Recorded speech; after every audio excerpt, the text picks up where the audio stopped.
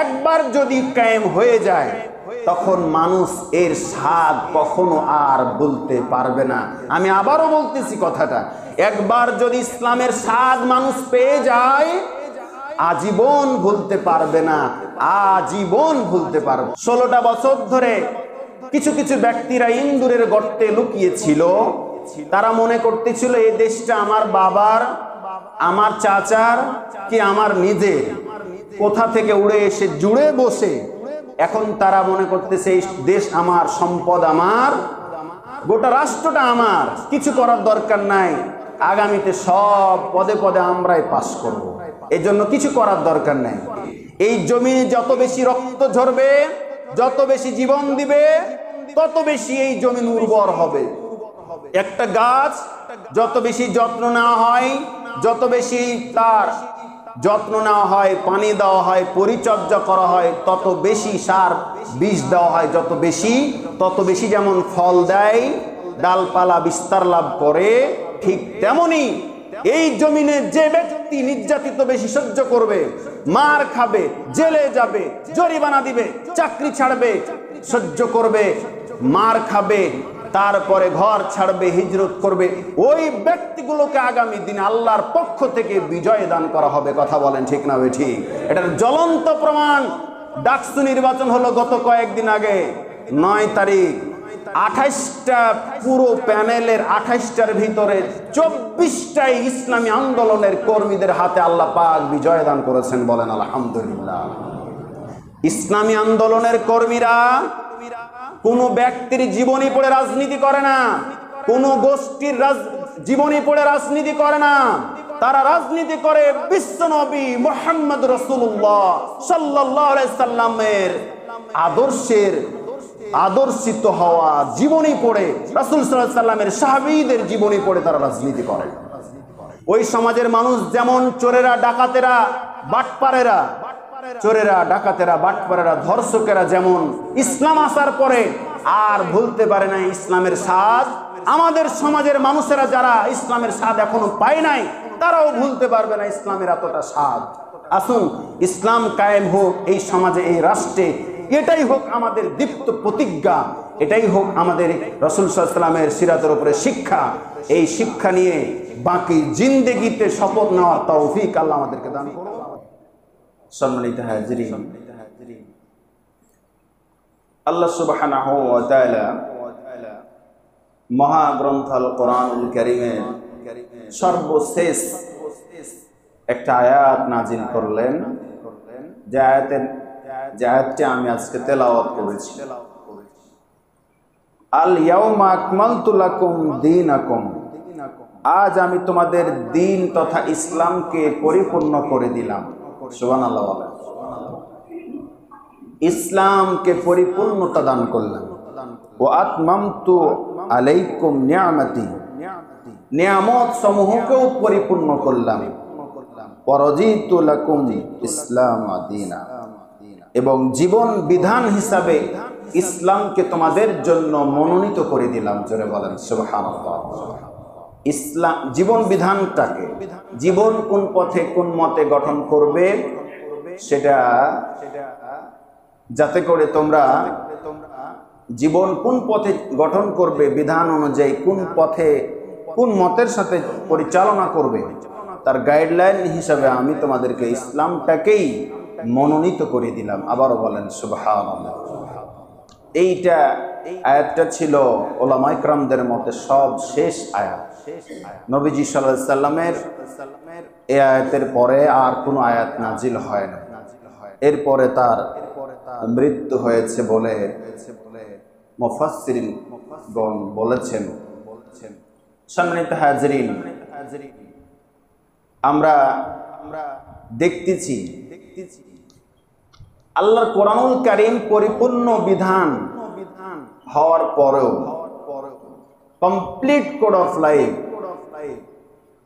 হওয়ার পরেও কেন যেন আমরা ইসলাম বাদ দিয়ে, কোরআন বাদ দিয়ে আরো অনেক কিছুর পিছনে আমরা ছুটে বেড়াচ্ছি। অথচ ফালাইয়ুকবালা মিনহু, কোনো কিছুকে গ্রহণ করা হবে না। ইসলাম বাদ দিয়া অন্য কোনো কিছুকে আল্লাহর দরবারে কবুল করা হবে না। তারপর কি যে কিসের স্বার্থে যে আমরা করি আল্লাহ পাক ভালো জানেন।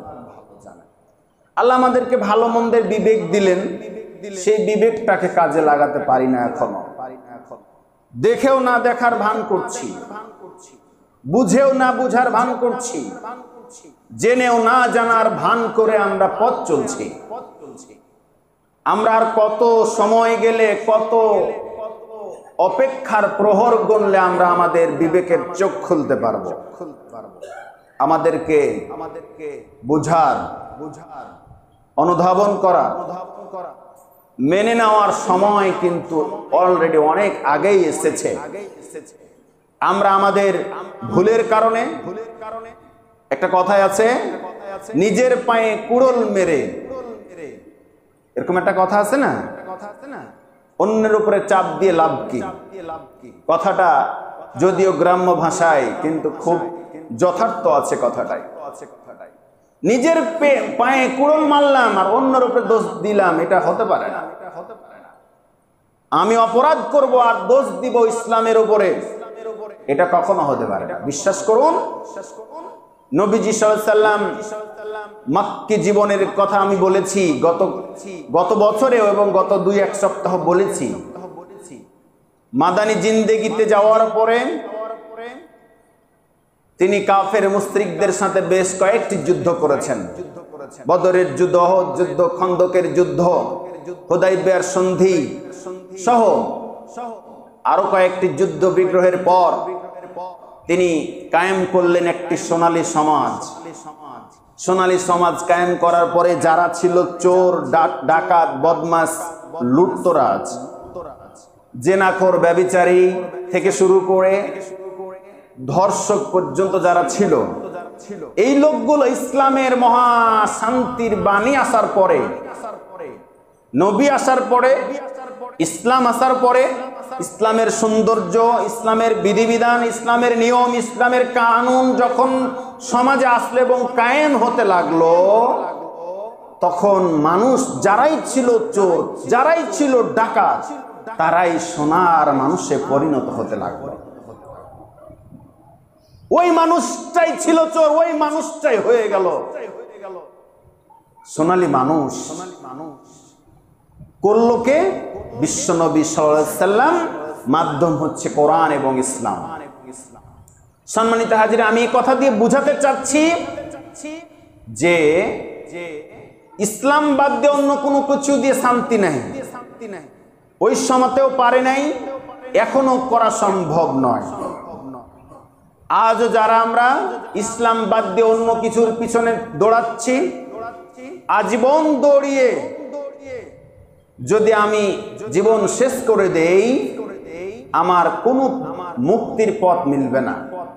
বেকার দৌড়ানো হবে, বেকার দৌড়ানো হবে। আমার মুক্তির মঞ্জিল হচ্ছে কোরআন এবং হাদিস, নবীর দেখানো পথ।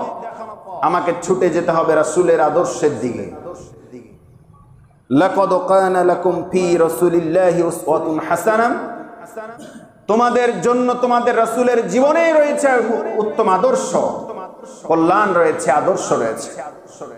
প্রত্যেকটা বাক্যে বাক্যে, পরতে পরতে, শব্দে শব্দে আমাদের যার কাছ থেকে শিক্ষা গ্রহণ করতে হবে তিনি হচ্ছেন বিশ্ব নবী মুহাম্মদ রাসূলুল্লাহ সাল্লাল্লাহু আলাইহি ওয়াসাল্লাম।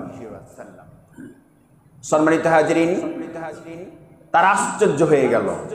আহারে, এতদিন গোত্রে গোত্রে মারামারি ছিল, এতদিন চুরি ডাকাতি ছিল, ওগুলো আর নাই। ইসলাম এসে শান্তি দিল। আমি এই কথা দিয়ে বুঝাতে চাইলাম, আয়ামে জাহিলিয়াত যুগের সময়, নবীজি সাল্লাল্লাহু আলাইহি ওয়াসাল্লাম আসার আগে, ইসলাম আসার পূর্বে যেই সমাজটাতে ঘুণে ধরা সমাজ ছিল, সেই সমাজে ইসলাম আসার পরে, নবীজি সাল্লাল্লাহু আলাইহি ওয়াসাল্লাম আসার পরে যেমন সোনালী সমাজ হয়েছে, বাংলার জমিনেও যদি ইসলাম দিয়ে সমাজ এবং রাষ্ট্র চলে, তাহলে এই দেশের মানুষ হাই হুতাশ করবে, আহারে এতদিন কোথায় ছিলাম আমরা। হাই হুতাশ করে পস্তিয়া মরবে, কেন এতদিন ইসলামকে আমরা প্রতিষ্ঠিত করি নাই, কেন এতদিন আমরা রামবামের পিছনে ছুটেছি? কেন এতদিন আমরা উমুকের সৈনিক ধুমুকের সৈনিকের পিছনে ছুটেছি? কেন আমরা ইসলামের ছায়াতলে আসতে পারি নাই? তারা হাই হুতাশ করে শেষ করে দিবে। আমি এটা দিয়ে বুঝাতে চাচ্ছি, একবার যদি ইসলাম ক্ষমতায় আসেন, ইসলামের আইন, ইসলামের নিয়ম যদি সমাজে প্রতিষ্ঠিত হয়ে যায়, কোরআনের বক্তব্য হচ্ছে, ইসলামের বক্তব্য হচ্ছে, প্রত্যেকটা নাগরিক তার অধিকার নিশ্চিত পাবে, অধিকার আদায় পাবে। যখন পেতে শুরু করবে তখন আর কোনো চিন্তা থাকবে না, কোনো ভয় থাকবে না। তখন আজীবন নবীজি সাল্লাল্লাহু আলাইহি ওয়াসাল্লাম যেমন মৃত্যুর আগ পর্যন্ত সোনালী সমাজ কায়েম করে রেখেছেন, কিয়ামত পর্যন্ত আমার দীর্ঘ বিশ্বাস আর মানুষের অশান্তি, অরাজকতা, দুশ্চিন্তা, টেনশন কিছুই থাকবে না। বলেন সুবহানাল্লাহ, আবারও বলেন আলহামদুলিল্লাহ। আমি আপনাদের কাছে এই কথাই এটুকু বলতে চাই, আমরা কি চাই না এই সমাজটা, এই দেশটা ইসলাম দিয়ে চলুক? চাই কি না বলেন? আমরা কি চাই কি চাই না এই দেশটা ইসলাম দিয়ে চলুক? যদি চাই, এই দেশটা, এই সমাজটা কারা ইসলাম দিয়ে চালাবে? আল্লাহ কি তার ফেরেশতাদেরকে দিয়ে চালাবে? না, আমার মতো আপনার মতোই যারা আল্লাহওয়ালা, আমার মতো আপনার মতো যারা রাসূলের প্রেমিক, আমার মতো আপনার মতোই যারা মানুষ, কিন্তু মানুষের মতো দেখতে হলেও কি হবে, আসলে তারা মহামূল্যবান মানুষ। রাসূল সাল্লাল্লাহু আলাইহি ওয়াসাল্লাম যেমন ছিলেন মানুষ, কিন্তু ব্যতিক্রমী মানুষ, আমলে, আখলাকে, জ্ঞানে, গরিমায়, চরিত্রের দিক দিয়ে অতুলনীয়। রাসূলের আদর্শের সৈনিক যারা, রাসূলের উত্তরসূরি যারা, তারাও কিন্তু সাধারণ মানুষ না, অসাধারণ মানুষ। এই অসাধারণ মানুষগুলোকে আমাদেরকে বেছে বেছে, খুঁজে খুঁজে তাদেরকে আমাদেরকে মাথার ছাতা বানিয়ে রাসূলের জীবনী থেকে আমরা, যেহেতু রবিউল আউয়াল মাস চলতেছে, সিরাতের উপরে যেহেতু আলোচনা চলতেছে, আমরা রাসূলের জীবনী থেকে আলোচনা শুনছি। যেহেতু নবী সাল্লাল্লাহু আলাইহি ওয়াসাল্লাম একটা ঘুণে ধরা সমাজ ইসলাম এবং কোরআন দিয়ে, তার চরিত্র দিয়ে ফুটিয়ে তুলেছেন, সোনালী সমাজ কায়েম করেছেন, আমাদের উচিত এই ঘুণে ধরা সমাজটাকে কোরআন এবং সুন্নাহ দিয়েই পরিচালিত করা। একবার যদি কায়েম হয়ে যায়, তখন মানুষ এর স্বাদ কখনো আর বলতে পারবে না। আমি আবারও বলতেছি কথাটা, একবার যদি ইসলামের স্বাদ মানুষ পেয়ে যায়, আজীবন ভুলতে পারবে না, আজীবন ভুলতে পারবে না। আলহামদুলিল্লাহ। এজন্য আমাদের অন্তত একবার হলেও ইসলাম দিয়ে, আমরা কোনো ব্যক্তির পিছনে, কোনো দলের পিছনে, কোনো গোষ্ঠীর পিছনে, কোনো ব্যক্তি, কোনো সৈনিকের পিছনে ছুটতে বলতেছি না। ইসলাম যারা, যে ব্যক্তি, যে বা যারা, যাদেরকে দিয়ে সম্ভব, তাদেরকে দিয়ে একটা অন্ততবার দেখা দরকার। ইতিমধ্যে আমরা এর গন্ধ, এর সুঘ্রাণ, এর আভাস ইতিমধ্যে পেয়েছি। আর বেশি বাড়াবাড়ি করার কুফলটাও আমরা গত 1.5-2 বছর থেকে পাচ্ছি। ইতিমধ্যে নেপালের প্রধানমন্ত্রী বাংলাদেশের প্রধানমন্ত্রীর মতোই পালাতে দিশা পায় নাই, কারণ সাধারণ মানুষের সাথে 1 দিন 2 দিন নাই, বেশি বেশি অত্যাচার যখন করে কোনো দেশের কোনো ব্যক্তি, তখন তার পরিণতি এরকমই হয়। বাংলাদেশের চাইতে নিকৃষ্ট ভাবে তাকে পালাতে হয়েছে নেপালের প্রধানমন্ত্রী। এমনকি তার অন্যান্য মন্ত্রীদের অবস্থা, বাংলাদেশের তো তাও সুযোগ করে দিয়েছিল বিভিন্নভাবে যাওয়া, ওই দেশের কোনো প্রশাসন কয়েকটা মন্ত্রী মানে দেখলাম পালানোর সুযোগ করে দেয় নাই। পাবলিকের হাতে গণধোলাই খেয়ে কাউকে জীবন দিতে হয়েছে, কাউকে নদীতে লাশ হিসাবে ভাসিয়ে দিতে হয়েছে, বড় বড় মন্ত্রীদেরকে এরকম পরিণতি হচ্ছে। নেপালের প্রধানমন্ত্রী পালাতে না পালাতেই এখন আবার ফ্রান্সে শুরু হয়েছে সরকার বিরোধী আন্দোলন। ফ্রান্সেও কিছুদিন আগে আমাদের রাসূলকে নিয়ে কটূক্তি করা হয়েছিল, ঠিক কিনা বলেন? সেখানেও চলতেছে আন্দোলন। আবার গত কয়েকদিন থেকে শুনতেছি নাকি পার্শ্ববর্তী এলাকা, পার্শ্ববর্তী দেশ, সেখানেও নাকি আন্দোলন শুরু হয়েছে। বেশি বাড়াবাড়ি করলে এরকমই হবে। জনগণের বিরুদ্ধে কেউ, জনগণের বিরুদ্ধে তো না, কোনো ব্যক্তি যদি জালেম হয় ওই ব্যক্তিকে আমার আল্লাহ সহ্য করতে পারে না। কথা বলেন ঠিক না বেঠিক? আমার আল্লাহ সহ্য করতে পারে না। কাকে কিভাবে দিয়ে তার পতন ঘটাবেন সেটা আমার আল্লাহর ডায়েরিতে লেখা আছে। অতএব আসুন, রাসূলের সিরাত থেকে আমরা আলোচনা শুনছি। যেহেতু নবীজি সাল্লাল্লাহু আলাইহি ওয়াসাল্লাম ইসলাম দিয়ে, কোরআন দিয়ে, তার চরিত্র দিয়ে গোটা সমাজটাকে আলোকিত করেছেন, আমরা তার আদর্শ নিয়েই জীবন গঠন করব। সম্মানিত হাজিরিন, আল্লাহ রাব্বুল আলামিন রাসূল সাল্লাল্লাহু আলাইহি ওয়াসাল্লাম আমাদেরকে যা শিখিয়েছেন তা আমরা যাতে গ্রহণ করি, এই জন্য আমরা একটা সূত্র মুখস্থ করতে পারলে আমরা আমাদের জীবনকে সার্থক হিসাবে নিজেদেরকে ধন্য করতে পারি। একটা হচ্ছে ইলমে, আমলে আর আখলাকে। একটু বলেন তো কষ্ট করে, ইলমে, আমলে, আখলাকে। এবার আপনারা বলেন, এই তিনটি জিনিস যদি কারো ভিতরে গুণাবলী থাকে, তিনটি গুণাবলী যদি কেউ অর্জন করে, তাহলে এই ব্যক্তিটিকে দুনিয়াও সফল হবে, আখিরাতেও সফল হবে। বলেন আলহামদুলিল্লাহ। এখন যদি বলেন ইলমে, ইলমে মানে কি? যে যতটুকু জানেন ততটুকুকেই কাজে লাগান। জানা মানে আপনাকে বড় আলেম হতে হবে, টাইটেল পাস, দাওরা পাস হতে হবে, বিষয়টা এমনটা নয়। যতটুকু জানেন ততটুকুর আমল করেন। এলেম মানে জ্ঞান, যতটুকু জানেন ততটুকু আমল করেন। এক নম্বরে এলেম, দ্বিতীয় নম্বরে আমল। যতটুকু জানেন ততটুকু আমল করেন। একটা সাথে আর একটা রিলেটেড, এলেম আমল, এলেম আমল। যতটুকু জানেন ততটুকুই আমল করেন। তিন নাম্বার হলো উত্তম চরিত্র, মানে আখলাক তথা চরিত্র। চরিত্রটা ভালো যদি আমার আপনার হয়, তাহলে আপনি শুধু আপনার ব্যক্তিগত জীবন না, পারিবারিক জীবন না, রাজনৈতিক জীবন না, গোটা বিশ্বটাকে আপনি জয়ী করতে পারবেন। সম্মানিত হাজিরিন, রাসূল সাল্লাল্লাহু আলাইহি ওয়াসাল্লামকে কতভাবে উত্তেজিত করা হয়েছে কাফের মুশরিকদের পক্ষ থেকে, কিন্তু তিনি উত্তেজিত হন নাই। তিনি চরিত্রের, মহা চরিত্রের উদাহরণ দেখিয়ে তিনি এর প্রতিবাদ করেছেন। মানুষ অসাধারণ চরিত্রে দেখে তার কালেমা পড়ে মুসলমান হয়েছেন। চরিত্র দিয়ে মানুষকে আকৃষ্ট করেছেন। বলতেছিলাম নেপালের কথা, পার্শ্ববর্তী দেশের কথা, বাংলাদেশের কথা তো আপনারা জানেন।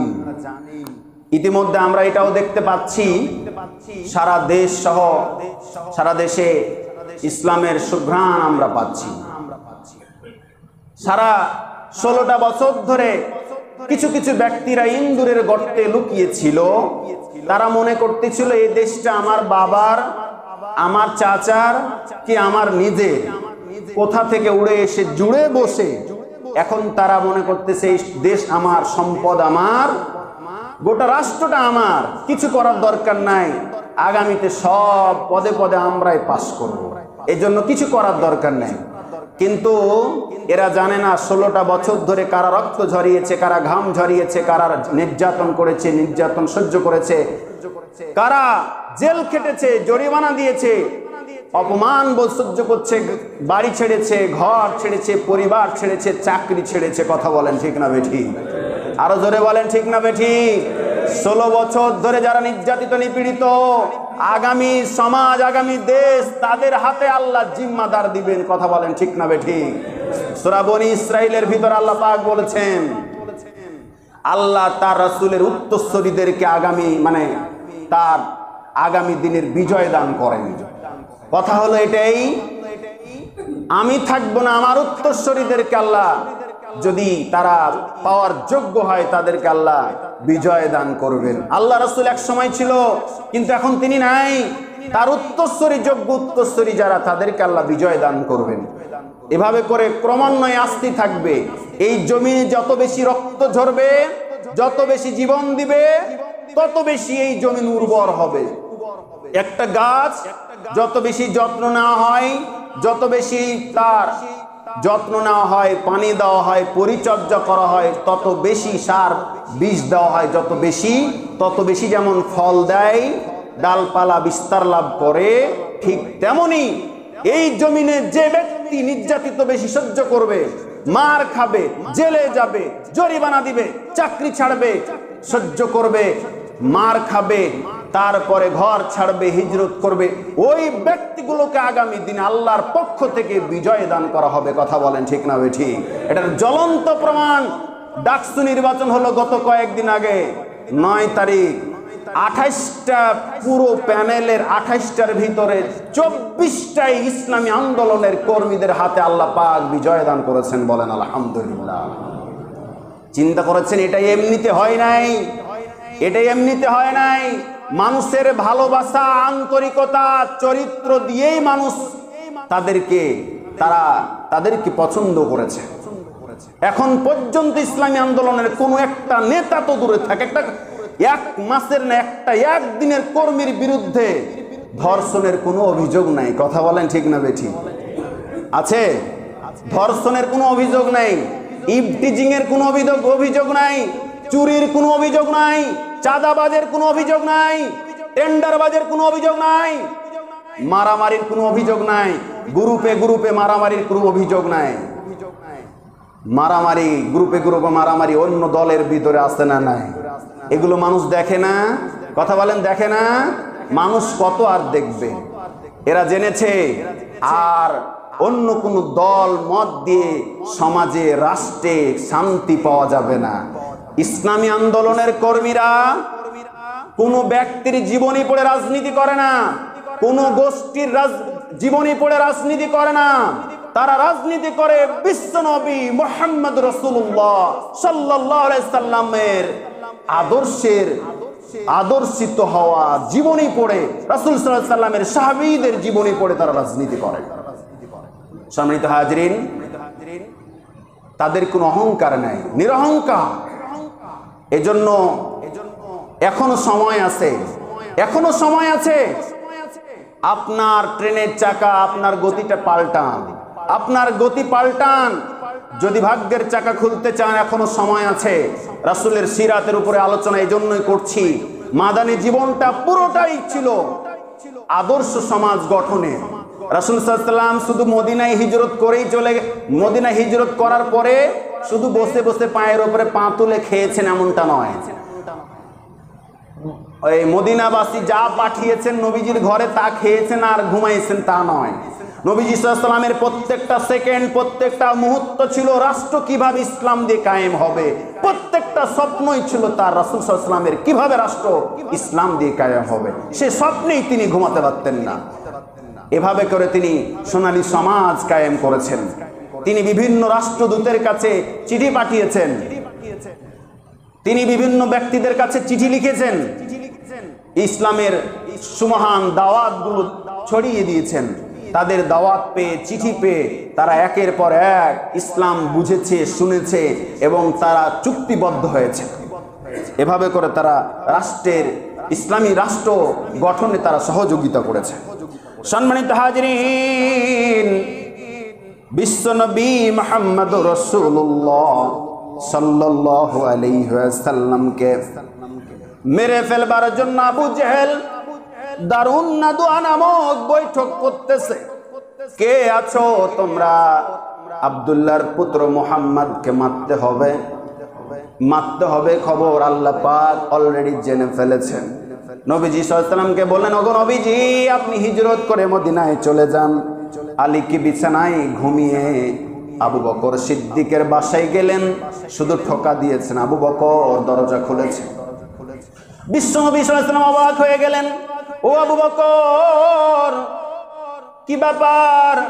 একটা মাত্র ডাক দিলাম, তুমি দরজা খুলে দিলে, কারণটা কি? তুমি কি ঘুমাও নাই? আবু বকরও বললেন, ইয়া রাসূলুল্লাহ, হাবিবাল্লাহ, এখন থেকে প্রায় 6 মাস আগে আপনি আমাকে বলেছিলেন, ও আবু বকর, যে কোনো মুহূর্তে হিজরতের ডাক আসতে পারে, আর হিজরত হলে তোমাকে সঙ্গে নিয়ে মদিনায় আমি যাব। বিশ্বনবী, না জানি কখন তোমাকে ডাকবো, রাতেও হতে পারে, দিনেও হতে পারে। কখন কোন সময় যেতে হবে আল্লাহর পক্ষ থেকে সেটা জানা নাই, তুমি তৈরি থেকো। এ কথা যেদিন থেকে বলেছেন গো নবী, সেই দিন থেকে আরামের বিছানায় আমি আর ঘুমাই নাই। 6 মাস থেকে বাড়ির মূল দরজায় পিঠ লাগিয়ে লাগিয়ে আমি ঘুমাই। কি আনুগত্য ছিল! কুরআনুল কারীম আল্লাহ পাক বলেন, আতিউল্লাহ ওয়া আতিউর রাসূল ওয়া উলিল আমরি মিনকুম। এটা আল্লাহর ফরজ বিধান। আল্লাহর আনুগত্য করো।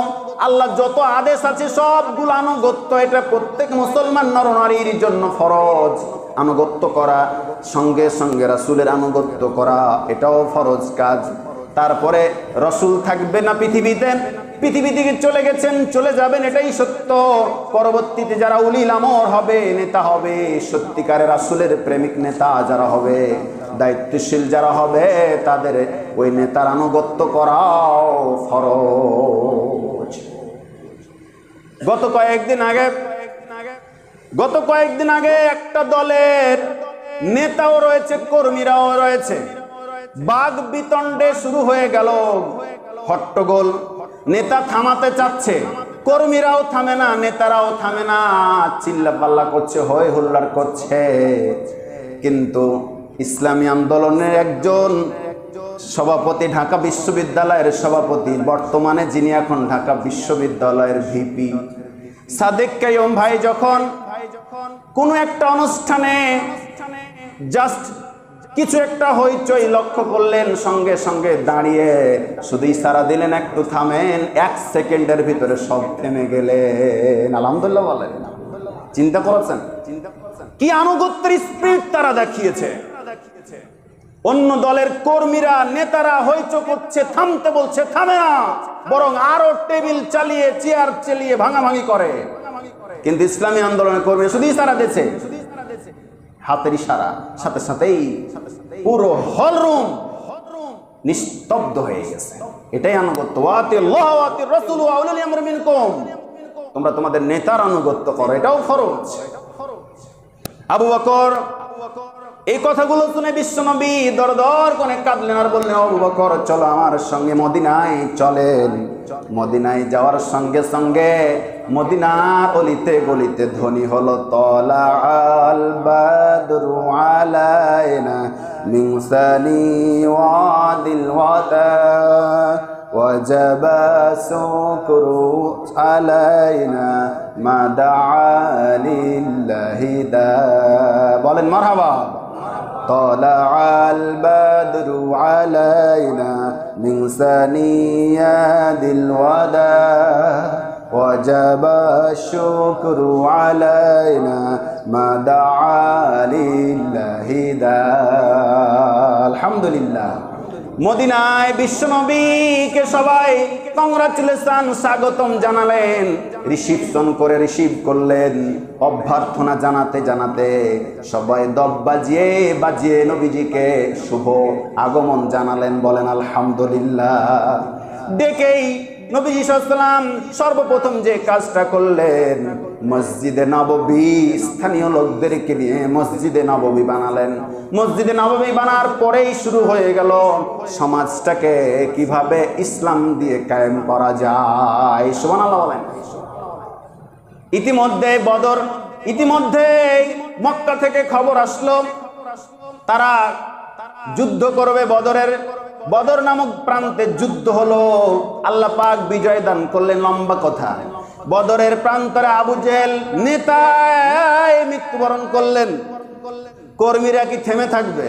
না, থেমে থাকবে না। তাদের আরো হিংসাত্মক মনোভাব, আরো মিটিং, আরো সিটিং, আরো বেশি প্রস্তুতি নিয়ে তারা জানালেন এবার উহুদ নামক প্রান্তরে যুদ্ধ হবে। নবীজি সাল্লাল্লাহু আলাইহি সাল্লাম বুঝতে পারলেন তাদের অবস্থাটা। তারা খুব পরিকল্পিতভাবে যুদ্ধে নামছে, এটা জেনে নবীজি সাল্লাল্লাহু আলাইহি সাল্লাম বললেন, ও নবীর সাহাবীরা, সঙ্গী সাথীরা যারা মক্কা থেকে এসেছে, মুহাজির আর স্থানীয় যারা আনসার, তোমরা সবাই শুনে নাও, এখন থেকে তোমরা হয়ে গেলে ভাই ভাই। কোনো ভেদাভেদ নাই, কোনো হিংসা নাই, কোনো ভেদাভেদ নাই, সবাই ভাই ভাই হয়ে থাকবে। কয়েকদিন পরে যে উহুদ প্রান্তরে যুদ্ধ হবে, এটা একটা মরণপণ যুদ্ধ, কারণ তাদের নেতাই মরে গেছে, কর্মীরা থেমে থাকবে না, প্রস্তুতি ভালো নিচ্ছে। এখন তোমাদেরকে শোনো, ভালো করে শোনো, যুদ্ধ করবার আল্লাহ রাসূল সাল্লাল্লাহু আলাইহি ওয়াসাল্লাম বিভিন্ন সেক্টরে ভাগ করে দিলেন, তোমরা কে কোথা থেকে যুদ্ধ করবা। এমনকি আব্দুল্লাহ বিন জুবাইরকে বললেন, তোমার নেতৃত্বে 50 জন তীরন্দাজ সহ 50 জন ব্যক্তি, জোরালো শক্তিশালী 50 জন ব্যক্তিকে উহুদ পাহাড়ের একটা গিরিপথে, একটা সুড়ঙ্গ পথ, গিরিপথ, গোপন রাস্তায় রাখলেন। কারণ নবী সাল্লাল্লাহু আলাইহি ওয়াসাল্লাম ব্রেন, বুদ্ধি, তীক্ষ্ণ দিক দিয়ে যেমন তেমন ব্যক্তি ছিলেন না, করেছিলেন, জোরে বলেন কে? আল্লাহ পাক স্বয়ং। নবী সাল্লাল্লাহু আলাইহি ওয়াসাল্লামের তীক্ষ্ণ দূরদৃষ্টি চিন্তায় ধরা পড়েছে, এই গোপন রাস্তা দিয়ে কাফের মুশরিকেরা হয়তোবা আক্রমণ করতে পারে। তাই তিনি আব্দুল্লাহ বিন জুবাইরকে দিয়ে 50 জন তীরন্দাজ সহ 50 জন ব্যক্তিকে এই গোপন রাস্তাতে রাখলেন এবং বললেন, তোমরা এই জায়গাতে এমন সীসা ঢালা প্রাচীরের মতো দাঁড়িয়ে থাকবে, তোমাদেরকে যদি পাখিরা এসে তোমাদের গোস্ত চামড়াগুলো ছিলে ছিলে খেয়ে নিয়ে যায়, তবুও তোমরা এখান থেকে নড়চড় হবে না। সুবহানাল্লাহ বলেন না? কি শক্তিশালী নির্দেশ আল্লাহ রাসূলের। নবীজি সাল্লাল্লাহু আলাইহি ওয়াসাল্লামকে বলা হয়, ইয়া রাসূলুল্লাহ, সমস্যা নেই, আপনি যা বললেন তাই হবে। 1000 সৈন্য মুসলমানদের, ওইদিকে কাফের মুশরিকদের 3000 সৈন্য। কত কম বেশি? একদিকে 3000 কাফের মুশরিকদের, মুসলমানদের সৈন্য হচ্ছে 1000। মদিনা থেকে 4 মাইল দূরে উহুদ নামক প্রান্তরে নবীজি সাল্লাল্লাহু আলাইহি ওয়াসাল্লাম, এদের যুদ্ধ হবে। এদের রাগ কি? আমাদের নেতাকে মেরে ফেলেছে মুসলমানের বাহিনীরা। শুধু কি তাই, এই 3000-এর ভিতরে নারী পর্যন্ত আছে, তারা অস্ত্র শস্ত্র নিয়ে নারী পর্যন্ত আছে। তাদের একটাই রাগ, আমাদের নেতা আবু জেহেলকে মেরে ফেলেছে। মা বোনেরা, আপনারাও ছুটে বেড়ান এমন নেতার পিছনে যারা এক ওয়াক্ত নামাজ পড়ে না, নামাজের দাওয়াত দিতে জানে না। আবু জেহেল কি নামাজি ছিল? তারা জানতো না, আসলেই জানতো না, আসলে জানতো না যে নামাজ কি। কিছুটা জানতো কিন্তু তারা মানতো না। আমি যেটা বুঝাতে চাচ্ছি সেটা হলো, অন্ধের মতো আনুগত্য করা যাবে না। আবু জেহেলকে মেরে ফেলেছে, অন্ধের আনুগত্য করতে গিয়ে তারা নারীরা পর্যন্ত যুদ্ধে অংশগ্রহণ করলো। একটা পর্যায়ে যুদ্ধ শুরু হলো। যুদ্ধ শুরুর প্রথম দিকে মুসলমানেরা নারে তাকবীর আল্লাহু আকবারের ধ্বনিতে যখন যুদ্ধে ময়দানে নামিয়ে পড়লো, যুদ্ধ চলতেছে, প্রাণপণ যুদ্ধ, একের পর এক যুদ্ধ চলতেছে। কাফিরদের একটা ষড়যন্ত্র পরিকল্পনা ছিল, তারা প্রথমে অল্প সংখ্যক লোককে দিয়ে যুদ্ধ করবে এবং বলা ছিল প্রত্যেক গোত্র থেকে অল্প সংখ্যক লোকদেরকে দেওয়া ছিল, তোরা মরে শেষ হয়ে যাবি, আপত্তি নাই, আমাদের পরিকল্পনা হলো তোরাকে আর পাবো না, তবুও তোদেরকে যুদ্ধ করতে হবে আমাদের রাষ্ট্র, আমাদের সম্পদ রক্ষার্থে। মুসলমানদের হাতে একের পর এক তারা কুরবানি হয়ে গেল।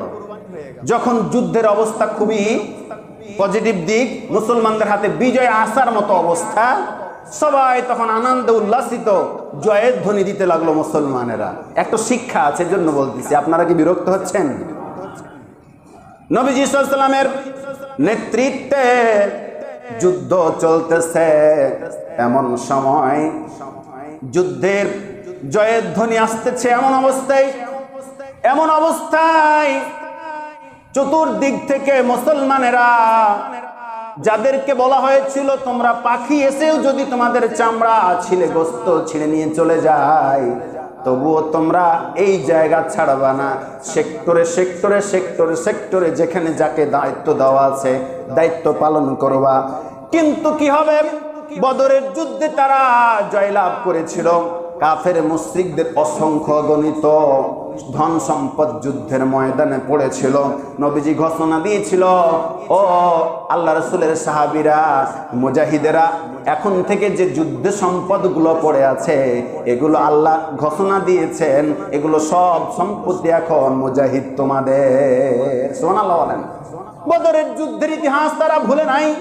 ওহুদের ময়দানে যখন সম্পদগুলো পড়ে আছে কেউ নেওয়ার নাই, লোভ তাদের ঢুকে গেল মুসলমানদের। মুসলমান আর লোভ থামতে পারলো না। যুদ্ধ শেষ হয়নি, ঘোষণাই হয়নি কে জয় করলো কে পরাজয় বরণ করলো। চতুর্দিক থেকে দুর্বল ইমানের শক্তিতে বলিয়ান যারা সাহাবী ছিল তারা সম্পদ আকৃষ্ট হয়ে সম্পদের মোহে পড়ে তারা গনিমতের সম্পদ নেওয়ার ইচ্ছায় তারা চলে গেল ময়দানে।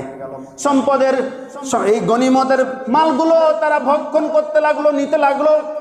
আর ওইদিকে কাফেরদের ষড়যন্ত্র ছিল, চতুর্দিক থেকে আরো অনেকগুলো বাহিনী যারা সশস্ত্র বাহিনী। এবার তারা সবাই যখন সকল মুসলমানেরা যখন গনিমতের মালের লোভে যখন ময়দানে যাবে তখন চতুর্দিক থেকে তাদেরকে হত্যা করবে, এই ষড়যন্ত্র করলো।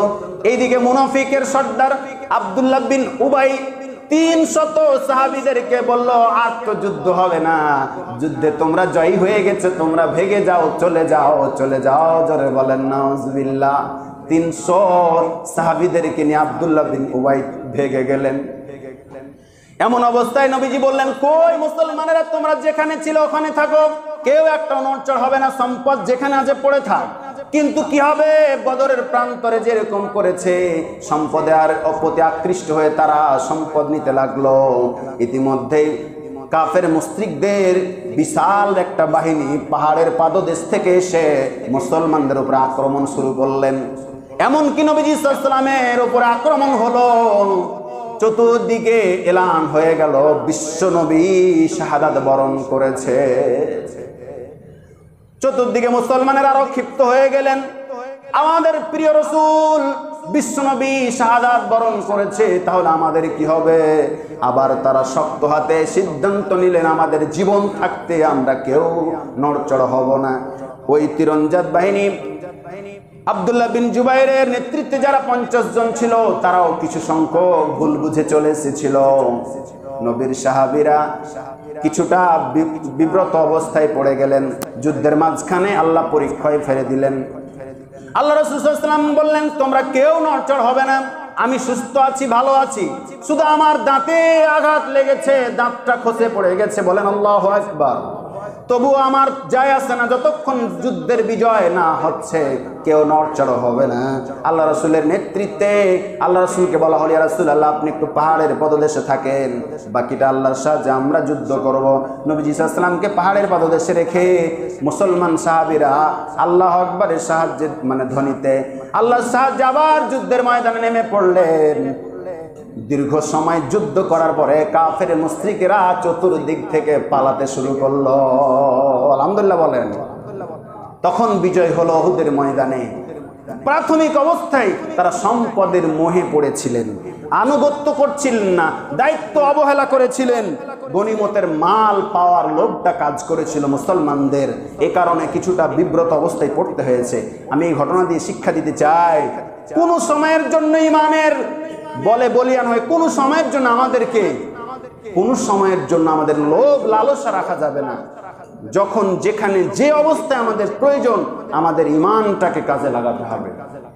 আসুন, বিশ্বনবী সাল্লাল্লাহু আলাইহি ওয়াসাল্লামের মাদানী জিন্দেগির অনেক লম্বা ইতিহাস।